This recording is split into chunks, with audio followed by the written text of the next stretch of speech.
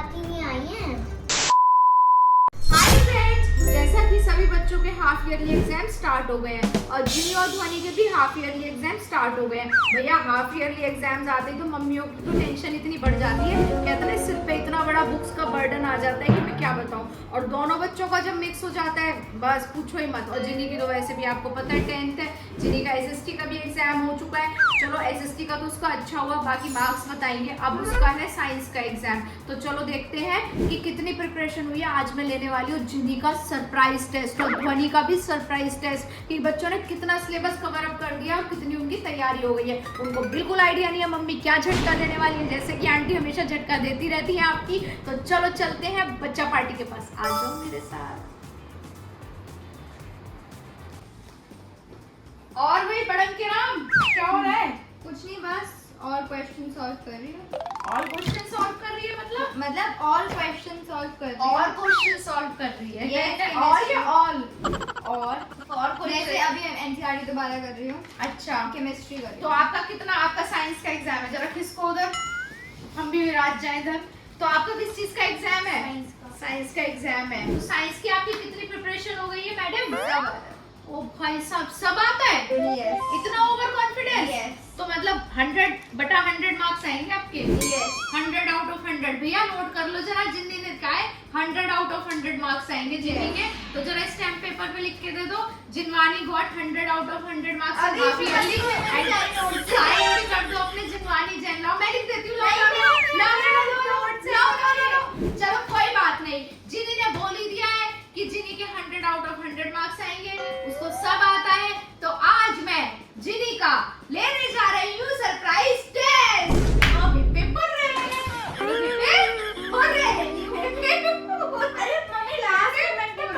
अभी तो surprise test, मुझे भी तो पता लगे कि कितनी प्रिपरेशन हो गई और जिन्नी को सब आता है। तो मैडम जी कहाँ से स्टार्ट करें? अभी ये बताओ आपका सिलेबस क्या है, क्या क्या आ रहा है, तो जिससे मैं आपका सरप्राइज टेस्ट देखो मैं बता, हाँ हमारा आ रहा है chapter 1 chemical equations and reactions, ठीक है। फिर उसके बाद आ रहा है एसिड बेसिस सॉल्ट, ओके और मेटल्स और नॉन मेटल्स में सिर्फ फिजिकल प्रॉपर्टीज, ओके और लाइट प्रोसेसेस, हाँ. और light reflection and refraction, the human I and the colourful world, electricity का सिर्फ ओम लॉ तक। अच्छा चलो भाई साहब, अब तैयारी तो सारी हमारी जिन्नी मैडम की है ही। तो जिन्नी एक काम करो, ये किसके नोट्स है? ये चैप्टर 1 केमिस्ट्री के। Okay, chemical equation and reaction. चलो ठीक है, तो तुम हमें थोड़े से टेस्ट ही दे दो। चलो इसी का या सरप्राइज टेस्ट दो तुम हमें ना।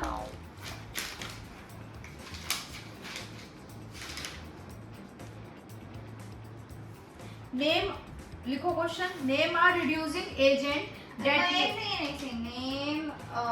reducing agent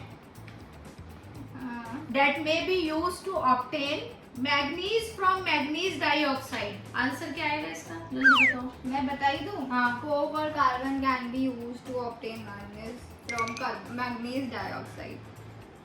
is used as reducing agent। okay, proper answer चाहिए मुझे। A white salt on heating decompose to give brown fumes and a residue is left behind। Name the salt। Lead nitrate. Lead nitrate is the salt. White salt। White okay salt. write equation for the decomposition reaction। अच्छा, okay. PbNO3 whole twice decomposes to form PbO plus NO2 plus O2.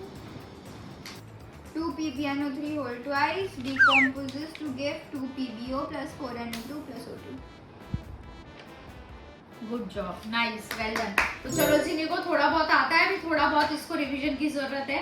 मेरी तरफ से 50-50 है। Okay okay है। आपने 2 question पूछे हैं, मैंने दोनों के आंसर दिए। मैं मना नहीं कर रही, आंसर दिए, अच्छे दिए, लेकिन कहीं ना कुछ मिस्टेक है। कोई बात नहीं, अभी आप कर लोगे। अभी आप पहले मेरे पास सिलेबस लेकर आओ जरा, मैं भी तो सिलेबस भी तो मैच करूं कि आप सही बोल रहे हो नहीं बोल रहे हो।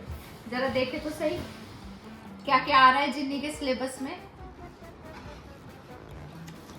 सिलेबस कहाँ रख दिया मैंने? बताओ, इन्हें सिलेबस ही नहीं मिल रहा है। बहुत बढ़िया दीदी, मिल गया। सिलेबस में छुपा के रख दो तुम, थोड़ी चेक ना करें। जरा इस चैप्टर में से देख ले कौन कौन से तूने मेरे को बताए थे और कौन कौन से आ रहे हैं। जरा मैच करना। फर्स्ट तूने बोला है केमिकल रिएक्शंस एंड इक्वेशंस, ठीक है, फिर ठीक है, acid, हाँ, salt, फिर metal and non metal, physical properties, हाँ, फिर आ रहा है लाइफ प्रोसेस, हाँ, ठीक है, और फिर आ रहा है कंट्रोल एंड कोऑर्डिनेशन।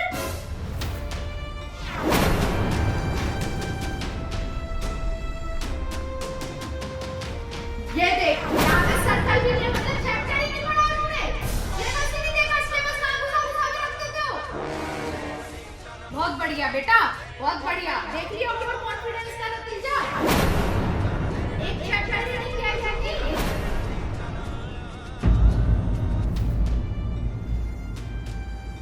और कौन कौन से चैप्टर आ रहे हैं? अभी तो एक निकला है, बाकी सारे कर रखे हैं। हाँ, तो ये क्यों नहीं किया है? ये वाला याद ही नहीं था ये। बहुत बढ़िया, तभी कहती हूँ सिलेबस खोल के बैठना चाहिए हमेशा। कल एग्जाम है और आज मैडम जी ये सोच रही है, मतलब मैडम जी को भी पता ही नहीं है कि एक चैप्टर बायो का आ रहा है। तभी मैं सोच रही थी कि बायो में मैम ने सिर्फ एक ही चैप्टर दे रखा है, बाकी सब में तो पूरी बुक्स ही दे दी, इसमें तो तीन चैप्टर पूरे कवर करा दिए। अब कैसे करोगी ये? क्या करूं मैं अब? क्या करूं क्या? अभी से पढ़ ले, अभी तो ये कह रही थी मेरे 100 आउट ऑफ 100 आएंगे, 100 आउट ऑफ 100 आएंगे। अभी कैसे करेगी ये चैप्टर पूरा? मेरे को नहीं पता कैसे करोगी कैसे नहीं करोगी, मेरे तो समझ से पार है। मतलब एक चैप्टर तो पूरा इसने अभी तक पढ़ा ही नहीं है कि वो आ रहा है। स्कूल में करा रखा है चैप्टर? हाँ, पढ़ा था स्कूल में? हाँ। अच्छे से पढ़ा था? तो कुछ दिमाग में है इसका? हाँ है, तो सबसे पहले यही चैप्टर लेके बैठो। कौन सा चैप्टर है ये? चैप्टर 6। तो एक काम कर, स्कूल में बुक में से तूने पढ़ रखा है, सबसे पहले YouTube खोल, YouTube में वीडियोस लगा, पूरा चैप्टर रिवाइज कर अकॉर्डिंग टू YouTube, फिर उसके बाद सारे क्वेश्चन आंसर लर्न कर। चल पहले ये सब कर, पहले YouTube से चैप्टर रीड कर। मेरा तो सच्ची बड़ा दिमाग खराब करते हैं बच्चे, एंड टाइम पे पढ़ाने बैठ जाओ। मेरे को ये लगा था कि इसका सारा सिलेबस हो चुका है, सब इसे अच्छे से याद होगा, अच्छे से आता होगा, लेकिन मैडम जी तो एक चैप्टर भूल ही गई है पढ़ना। कोई बात नहीं, अभी भी टाइम निकला है, मैं भी ज्यादा गुस्सा हो गई हूँ, मुझे भी इतनी तेज गुस्सा इस पे होना नहीं चाहिए, पर अब कोई बात नहीं। जिन्हें अब YouTube से पढ़ो फटाफट से, अभी भी हमारे पास बहुत टाइम है तो हम अच्छे से कर सकते हैं। ओके, तो जल्दी से पढ़ो, मैं जरा ध्वनि को देख कर आई।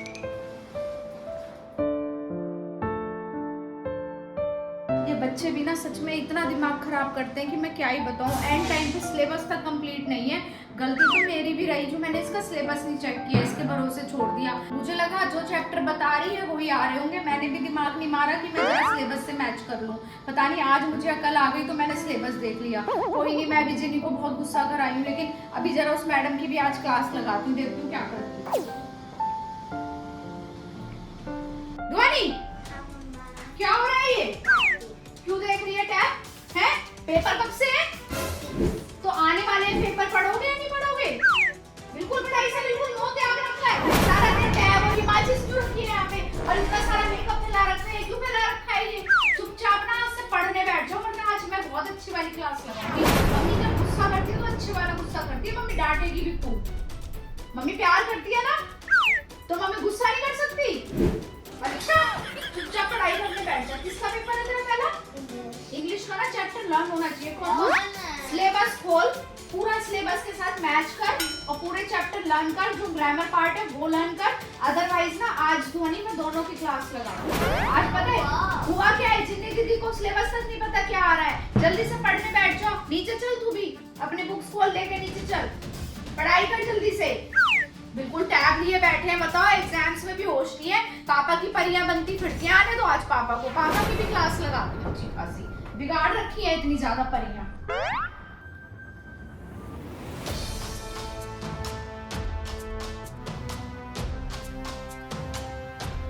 दीदी आज मम्मी को हो क्या गया है, वो मेरे ऊपर चिल्लाती हुई आई हैं।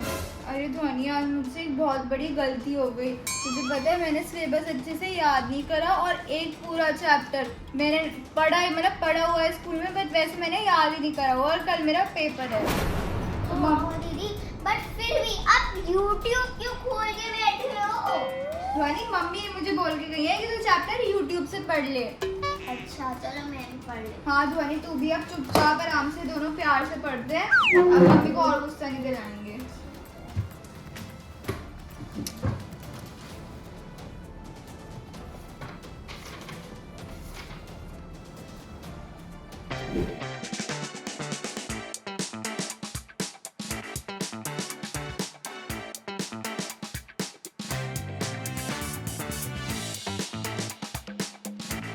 फ्रेंड्स अब रात हो गई है और जिनी जब से पढ़ रही है जब से, और उसने बहुत अच्छे से उस चैप्टर को लर्न भी कर लिया है, मैं देख रही हूँ। और मैंने उसको आज इतनी बुरी तरह डांट दिया, मुझे अपने आप पे भी गिल्टी फील हो रहा है, पर क्या करूँ, एक माँ हूँ ना, जब देखती हूँ कि प्रेशर बढ़ता जा रहा है तो प्रेशर निकल ही जाता है। लेकिन हाँ, बच्चों को मोटिवेट भी करना चाहिए। आज मैंने डांटा भी बहुत है तो उनको जरा सेटिस्फाई भी कराती हूँ। तो चलो चलते हैं, देखते हैं बच्चे क्या कर रहे हैं। आ जाओ मेरे साथ।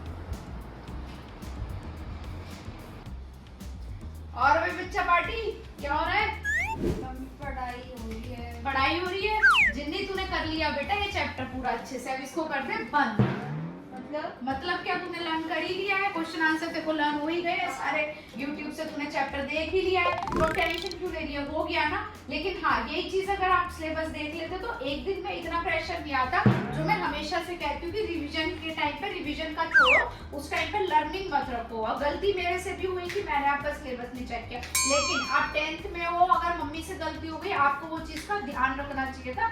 ऐसी मिस्टेक बार बार नहीं होनी चाहिए। ओके चलो लीव इट, छोड़ दो, आप सो जाओ, रिलैक्स माइंड से सो, आपको सब आता है, ऐसा कुछ नहीं है। सुबह स्कूल में जाके रिवीजन करना, आराम से उठना, ऐसा टेंशन मत लो। जब से पढ़ी हो ना सुबह से, अब बुक्स कर दो बंद। और मैडम, मुझे पता है आपके नेक्स्ट वीक से एग्जाम है, तो ये टीवी भी ना छोड़ दो जरा। ओके, जब से टीवी देख रही हो, जब से नहीं देखी, पढ़ी थी। पूरा चैप्टर देखो लर्न हो गया है। अच्छा, जरा सुनाइए word meaning famous. Well known to any book. Very good. Throne, A special chair where a king or queen sits. oh very good. Disappointed, Sad because something is not good as you want. as you As you happen. happen to. हाँ very good, मतलब learn किया है chapter, well done, good job. कोई बात नहीं बच्चा party, आप जल्दी से सो, अच्छे से अपना चेंज वेंज करो। ओके, सुबह अपना अच्छे से पेपर देकर आओ, तू सुबह अच्छे से स्कूल जा। All the best Ginny. Okay जल्दी से सो जाओ, मैं लाइटें ऑफ कर रही हूँ, ठीक है? Good night.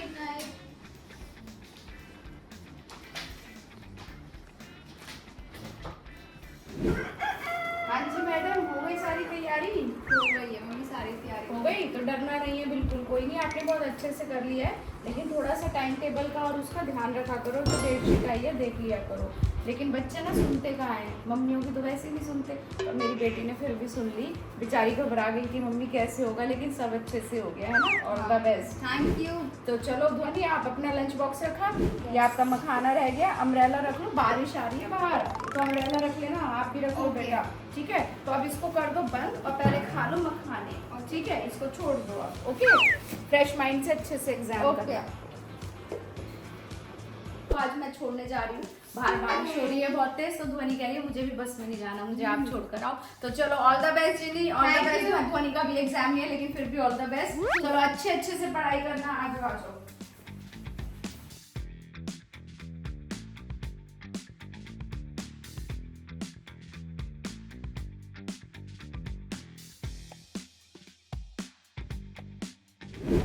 बाय बेटा, All the best. Best of luck Ginny. All the best, bye bye.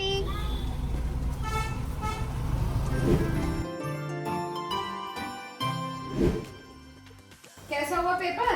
Paper तो अच्छा हुआ है। बहुत अच्छा हुआ है। Yes. अच्छा हुआ है या एम हुआ है या अच्छा सो हुआ है? पेपर अच्छा हुआ है। अच्छा हुआ है। Yes. कितना अच्छा हुआ है, मतलब 80 मार्क्स में से तेरे कितने आ जाएंगे? 80 में से कितने आ जाएंगे मेरे?